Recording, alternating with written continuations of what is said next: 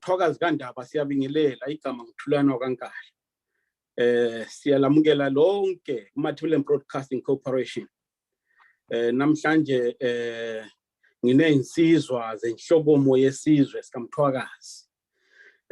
Nginomnumzana uHawuhelo Sebata ongunobhala jikelele wenhlokomo. Ngibuye ngibe noSibanda sike saba naye lapha ngisuke edlule onguye umgcini ihlalo chairperson. Namhlanje ke siphethe udaba uyabona olusegudwini esibheka kakhulu ngezokuqhashwa kwabantu kwelakithi. Kodwa ke uqala kulokho ke ngiyalamukela bafowethu. Thank you, Mr. Nkala. Thank you. Baba Nkala ngokuba lapha ku-MPC. Siyabonga kakhulu. Okay, siyabonga. Noma nje sengili introduceile kodwa ke kungaba kuhle ukuthi lize introduce nje ngokufishane.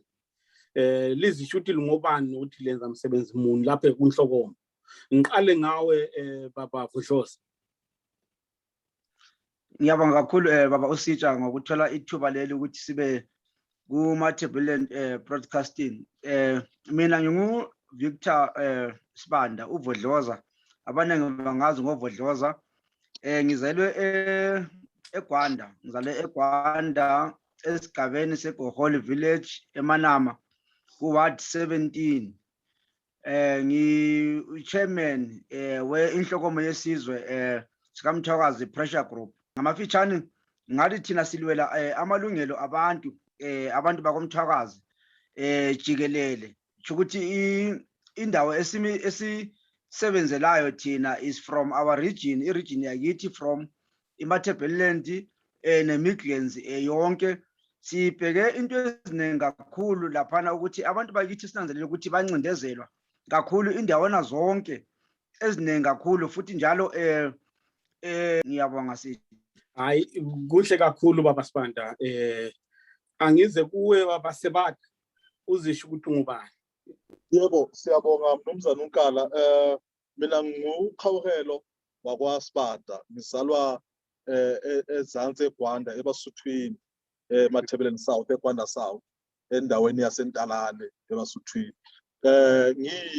Ngingunobhala jikelele wenhlanganiso inhlokomo yesizwe sikaMthwakazi. Njengoba sechazile uzakwethula ukuthi inhloso yethu ikulwela amalungelo abantu singakhathalekile ukuthi kungaba kukuphi, silwisana nomqhashi noma silwisana nenhlalo nje yabantu. Sinanzelela ukuthi abantu bakithi bahlukumezeke kakhulu isikhathi esiningi, bathathelwa ekugcineni noma bangazuzi lutho. Manje sithi-ke thina siyiso nendlebe yomphakathi. Sifuna ukuthi siphakame silwele umphakathi wethu ukuthi ungasalele emuva ushiwa ngamasibomu ngabantu abacabanga ukuthi umphakathi wakithi akumelanga uzuze. Siyosukuma-ke sime sihlangane nabo, kungaba uhulumeni, kungaba abaqhashi, kungaba kwenze njani, kodwa-ke sibe yindlebe nezinyawo namehlo omphakathi. Ngiyabonga. Kuhle kakhulu njengoba likushilo nje ukuthi lilwela amalungelo abantu. Siyazi ukuthi kulilungelo lomuntu ukuthi akwazi ukuthi asebenze, aziphilise yena njalo akwazi ukuthi aphilise umndeni wakhe. Sizwile ngamahemhem ukuthi ngapha ngaseMtshabezi, iMtshabezi seGwanda ngithi eMathebeleni South, ukuthi kuvulwe irrigation scheme. Kodwa ke kuvulwe irrigation scheme kuzwakala ukuthi mase kuqhashwa abantu abazosebenza lapho, maybe ukuthi kwakhiwe uthango, kudonsa ucingo, kodwa kuvele kubuye abantu abaqhamuka kwezinye izigaba. So maybe before senabe bengifisa ukuthi sike sibheke lona lolu daba nje lwaseMtshabezi. Baba Vudloza uwazini ngalo wena? Ngiyabonga sijayeleli ithuba leyo osuyithintile ukuthi isikhathi yaqala kodwa abantu bebenokwesaba thizeni ukuthi bayiveze futhi bathole ukuthi bangayi-challenge njani. So sasesithola udletshana ngalolu daba ngamanye amadoda angabahlali bendawo akoMtshazo basinceba indlebe ukuthi hayi madoda siyayizwa inhlanganiso ikhona kodwa thina njengabantu bakoMtshazo silenkinga la kuIrrigation ekhona le company ekhona abayibiza ngegama lokuthi iMark. Icompany le yabuya iMark. Okay. Icompany le yabuya uma ibuya yavele yabuya inabantu bayo from lapho ebuya khona ayizange yathatha amalokali yathatha abantu yabe nabantu bayo actually ukuthi bezosebenza kule indawo. So sasesixhumana lalamadoda ukuthi sizwe ukuthi kungabe kukhona yini elingazama ukuthi likwenze ukuthi limithe yini laba abantu ukuthi likwazi ukuyabona ama-officials. So behluleka ukungena phakathi kwendawo bathola ukuthi bayavinjwa kuthiwa le ndawo kayingenwa. So behlulekile ukungena kodwa bayenzile labantu ngaphandle abantu bazwakalisa ukuthi bona abajabuli ethu ahambile afika lapha besinamalunga afike lapha abona abantu abahlali bendawo aba-interviewer babathatha ama-video amanye already asekhona ebulenjini lapha ababeziphendulela khona abahlali bendawo.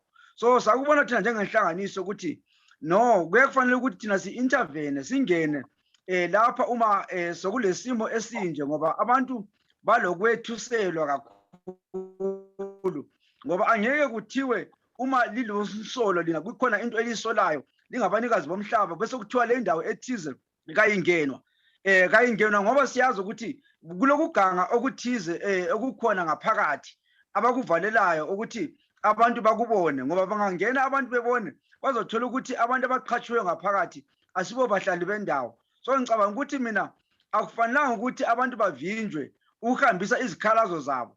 Yakumele ukuthi ama-officials avumele abahlali bendawo ukuthi bangene bahambise izikhalazo ngoba le project iyohlala ikhona i-irrigation manje isaqalwa kodwa kusazofuneka istaff esiningi. So bazosithola njani lesi istaff bengakaqali bezwe abanikazi bendawo ukuthi bona bafuna inhlelo ukuthi zihambe kanjani.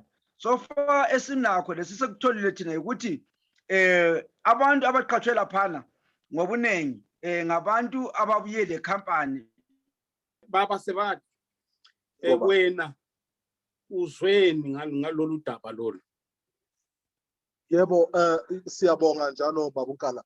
Njengoba sechazile uza kwethula ukuthi kune company ebizwa ngokuthi iMark esadingisisa kakhulu ubuyona bayo ukuthi ngobani abangamalunga noma abangabaphathi bayo asikabatholi kahle.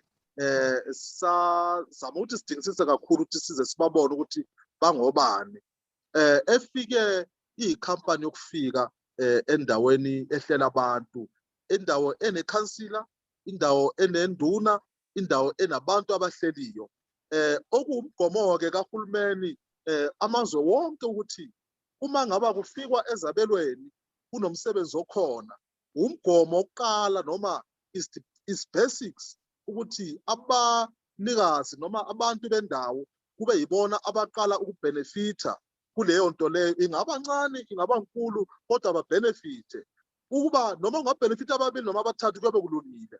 Kodwa-ke isimanga sizwe ukuthi le nkampani ize nabantu ababuya kude ukuba yibona bazoyenza umsebenzi okuwumsebenzi esingathi ngama-general workers, okuwumsebenzi ongadingi iskill. Therefore umsebenzi ongadingi iskill yona sithi thina awuphathwe ngabantu bendawo, ungabe usuphathwa-ke unikezwa abantu bokude ngoba ukuba kuthiwa kufuneka ama-engineer nakhona uqala ubheke within i-vicinity leyo phakathi kwaleyo ndawo ukuthi bakhona yini abantu banaleso skill leso. Uma bengekho-ke usungaphuma kuye ngaphandle. Kodwa ukusimangaza-ke lapha ukuthi kubonakala ukuthi bonke abantu laba bavele nje bashaywa nje indiva bashiywa ngaphandle kwathatha abantu bokufika. manje lokho ke sithi thina akusazukwenzeka ngoba kade lesisenzo senzeka njalo siyabhebhetheka siyakhula senzeka kuwo wonke ama-villages kuzo zonke indawo emhlubulweni wasemathebeleleni sithi ke thina siyinhlokoma sesiyohlokoma-ke manje sibhekane nabo abenza lokho sithi thina akusazi ukuphinda kuqhubekele phambili kuyagcina manje njengoba sisho sizozama ngawo wonke amandla ukuthi sixhumane siyazama siyakhulumisana nenduna zendawo sifuna ukuthi sixhumane namakhansili ngoba sisho ukuthi umsebenzi ungakaqalwa kunomuntu omotivate umsebenzi kunomuntu o-aplya itender noma o-aplya iproject kunomuntu oyimotivateayo okumsebenzi kakhansili likuphi ikhansila-ke elivotelwe ngabantu bendawo ma lifuna ukuvotelwa zange laya ngaphandle ukuthi liyofuna abantu bakude ukuthi bazolivotela lifuna ukuvotelwa ngabantu bendawo kodwa ma sekubuya umsebenzi ikhansila lithi lona imisebenzi amathenda aphume eHarare sithi iHarare ingena kanjani ngoba kune-local government umsebenzi muni ozoyenza i-local government yenzele isizwe esiyivoteleyo noma abantu abamfaka endaweni bathi wena ozoba i-representative noma ummeli wethu ebubini nasebuhleni sithi akuveleke kumanje le misebenzi lena akusiyimisebenzi esikhathi eside ngama-seasonal jobs therefore sithi ama-seasonal jobs kunabantu sinabodadewethu abancane nabadala abangakwanisanga ukuthi bangaphuma ezweni bahambe basabalale nesizwe bayofuna imisebenzi kwezinye indawo sithi bona laba bakhona akube yibona abayoqala ukuzuza kube yibona abayodla umnotho ozobe ukhona phakathi kwaleyo ndawo. Siyabona. Hayi kwezwakala baba Sebata kodwa komunye umuntu engasho ethi iZimbabwe i-unitary state yikho-ke abantu bonke banelungelo lokuthi basebenze inoma yikuphi ezweni. Uthini ngalokho wena ngoba i-argument esengiyizwile kakhulu? Yebo, ngiyabonga kakhulu kulo mbuzo noma umbono owulethayo babonkana. Kunento eyathiwa i-devolution of power. Uhulumeni wethu uvumile ukuthi uyahambisana ne-devolution of power. Ize singakayiboni ngokugcwele kodwa yena namhlanje masimbuza uthi ikhona phakathi kwezwe i-devolution of power. Isho ukuthini i-devolution of power? Ithi amandla makaye ebantwini nomnotho mawuye ebantwini. Bese sithi thina-ke in a country noma ezweni lapho kuthiwa khona kubusa ngokwentando yeningi abahlali bendawo yibona okumele baqale ukuzuza ungakabheki ngaphandle ma kungaba kufika any project either big or small. Therefore sithi labahlali bendawo abakwazi ukuthi bashiwe ngaphandle. Abantu okuthiwa iZimbabwe yizwe elikhululekile ongasebenza noma kuphi ongahamba noma kuphi mase sikhuluma ngama privileges and opportunities sithi local first before you can go outside. Awukwazi ukuthi uyofida ingane zakamakhelwane ubushiye zakho zilambile akubona ubaba lo. Awukwazi ukuthi kuthiwe ukubaba ngaphandle kodwa ngasekhaya ingane zakho zilala zilambile. Sithi laba-ke bona bawudingephi umsebenzi ngoba asikakafiki endaweni yokuthi le tender le inikezwe bani obuya kuphi. Sizofika nalapho kodwa sithe okokuqala manje singakafiki lapho sithi yebo seyikhona i-tender ayiqhashe abala ekhaya ingakathathi abokuza noma ababuya kude. Asinankinga nabantu ukuthi bangobani babuya kuphi kodwa thina sithi umnotho noma imisebenzi yendawo ayinikezwe abantu bendawo. Sikufaka kakhulu emqondweni ukuthi sikhuluma ngendawo esemakhaya enzansi emakhaya. Le ndawo le uma labantu labo bengasabhenefithanga bazobhenefitha kuphi? Amakhansila akabevotelwa-ke makahamba ayovotelwa noma kukuphi ngoba iZimbabwe yizwe elikhulekile makabayovotelwa khona le barepresente abantu bakhona ngoba abasirepresente ngalutho thina. Hayi ngiyakuzwa kakhulu baba Sebata. Baba Vodlozi, lina njengenhlokomo licabanga ukuthi lizokwenzani ikakhulu kulona lolu daba lwaseMtshabezi lona? Engakutsho mina ukuthi thina njengenhlokomo yesizwe sizimisele ukubambisana nebantu bakomtshazo njengabahlali bendawo. Engakutsho ngiphinde futhi ngikuqinisekise ukuthi thina njengenhloko yesizwe ama-objectives ethu asivumela ukuthi siyengena endaweni yakomtshazo uma lapha abantu bakomtshazo bekubona ukuthi kunxele lokhu okwenzakalayo ngoba thina simele abantu. So abantu bakomtshazo sebekhulumile lathi, so asilakho ukuthi sibaphikise kulokho asebekukhulumile.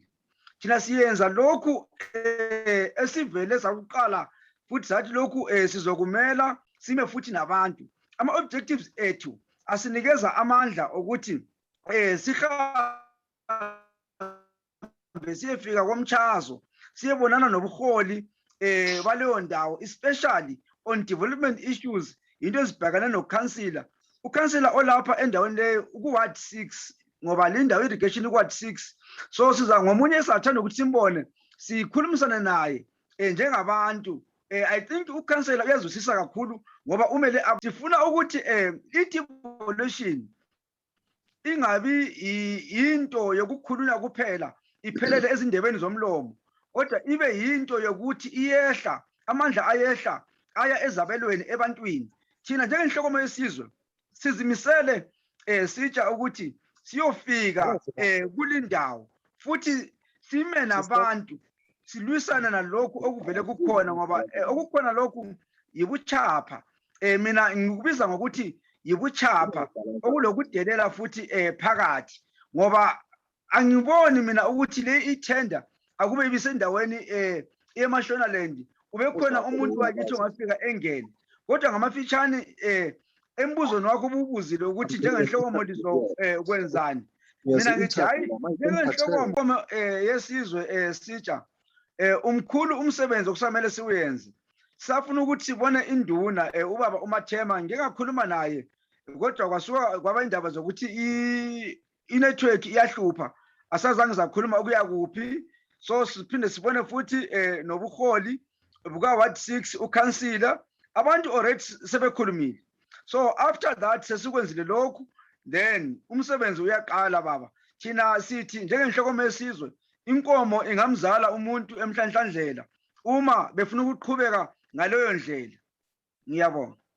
Hayi kuyezwakala abantu bemathebelele naseMichigan sebekhale isikhathi eside ukuthi even kuhulumende eminyangweni yabohulumende kube lese izikolo, home affairs, kubuye nasemabhoda, uthola ukuthi vele bona abaqhashwa ngendlela efanelekile.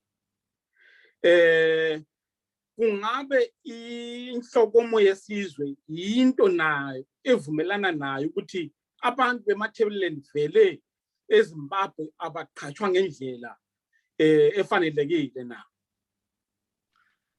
Sitsha lokhu ngingakutsho ngaphandle kokwesaba ukuthi silenkinga enkulu kakhulu sitsha futhi inkinga leyi inkinga endala kakhulu esifuna abantu abazimiseleyo labantu abalezibindi. Ngizakhuluma nje kancane ngokunye. Uyakhumbula inkulumo kaMgabe esaphila noma wayefuna ukwenza kube lihlaya kodwa waye esitsho lokho ongaphakathi komoya wakhe. Wakhuluma indaba yokuthi amakhalanga kawafundanga, abakwaziyo bona ukuthi bathathe izithembo babuye eGoli bezoyenza ama-petty crimes, bathenge amabhasikili sebebuyela ekhaya. Kwasegcizela ukuthi bangaqinisweni lena imfundiso yahlala ebantwaneni babo lalaba ayisebenza nabo. Yikho ubona even today babuye labantu from lapha babuya khona ngoba batshelwa zinkokheli zabo ukuthi laba bantu bangamavila, abalayo into yokuphila, umsebenzi wabo yilokhu nalokhu nalokhu. So sebesebenzisa that thing. Njalo thina njengenhloko yesizwe kuyasidumaza kakhulu futhi kusithelela ulaka ngoba uma sihamba ku-ground, I think uma ukuthi ukwangena ku-Twitter inhlokomo wabona insizwa leyi ukuthi bidatshukele kanjani, abuza ukuthi siphephele thina, sitshontshe yini ukuze siphile ngoba akukho lapha phephela khona. Lapha abatshela ukuthi baphephela khona kuvele kubuye i-truck igcwele abantu.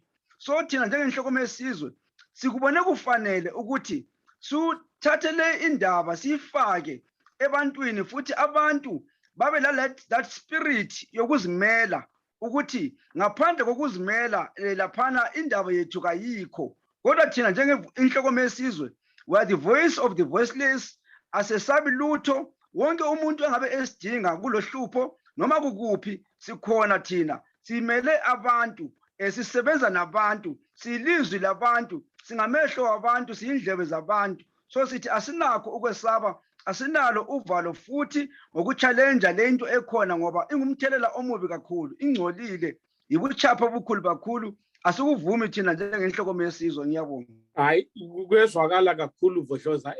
Baba Sebathi, uke waphakamisa lana ukuthi into ezifana nama-menial jobs, ezifana nama-seasonal jobs, unskilled jobs, nale imisebenzi engadingi experience kumele iyenzwe ngama-locals.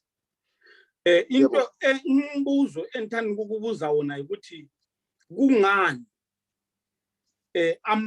ama-skilled jobs kungamelanga yenzwe ngama-locals?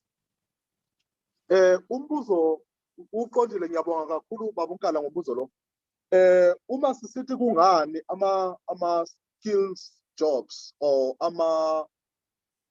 le minye imisebenzi engahambisani ne-general working or normal jobs, seasonal jobs, sithi thina uma ngaba phakathi kwama-locals bekhona abantu abazokwazi ukuthi bayenze leyo msebenzi. Uma ngaba sine-engineer, kufuneka i-engineer kwakwi-bridge, kufuneka ama-engineer. Makuqalwe la, kuqale abantu bazisuthisekise, umqhashi nabantu bendawo basuthisekise ukuthi akekho umuntu obengawenza lo msebenzi ngenxa yokuthi akekho ufundele lawo. Okuyi-disadvantage vele yokuthi before ungakaqali ukuthi uhlukumeze noma ubambe abantu ngamandla, uqala ubancishe imfundo, ubancishe ulwazi, wenzela ukuthi nakusasa bangakwazi ukuthi bakuchallenge noma bakuphikise kulokho yabo ufuna ukuthi ukwenze. Manje vele isizwe sakithi saseMtshabezi, abantwana bakithi bayancishwa ulwazi, bayancishwa imfundo, ingakho abaningi bagcine besiyaphephela Baba Sebathi, you have raised i-issue ekade ngivele ngifuna ukuthi uyi-raise. Yes sir.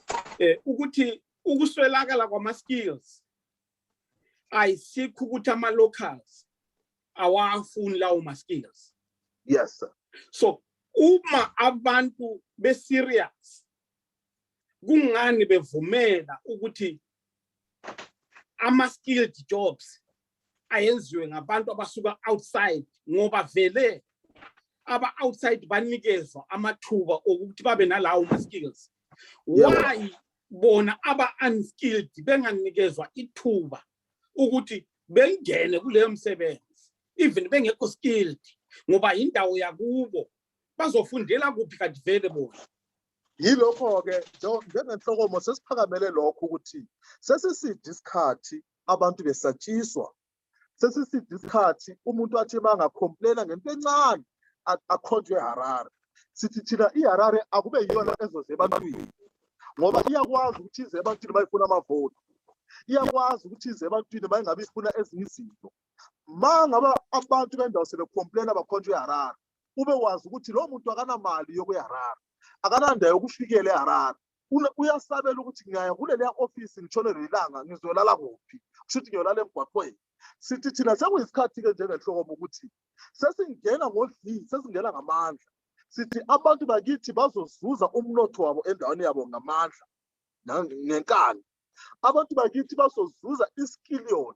Kungamane kuyekwe ukuthi kube ne-development, ngokuthi i-development izobuya ibuye nomoya wokuthi kungazuzi abantu bakithi. Uma ngabe kuza i-project kubili okuzuzwa ngabantu, and mabe kuzuza kukubili, umuntu oyedwa usiza abantu abaningi emndenini. Umuntu uyozuza iskillion, umuntu azuza imali. Zonke lezi zinto zembili ziyosiza umphakathi wonke.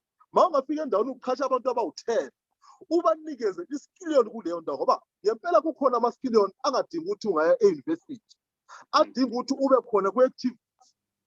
Manje-ke babe ncitshwa lelo thuba lokuthi babe khona kwi-activity, kusho ukuthi vele babulawa ingqondo ukuthi fana nesizukulwane sakho nomntana wakho nesizukulwane kuze kuyefika isizukulwane sesi-4. Kusho ukuthi kahle kahle njengabantu baseMtshabezi sithi thina sokwanele sibonile abazali bethu bencishwa lawo mathuba. Thina-ke angeke sakuvumela lokhu ukuthi kwenzeke. Kungamane kungabi ne-project noma kungabi ne-activity ezenzeka kwelakithi uma kuwukuthi leyo activity izoshiya thina singanalutho esiruphethe. Hayi kuyezwakala. Ngibone ngathi hayi isikhathi sesihambile. Bemfisa ukuthi silogoze lapha sigoqelana.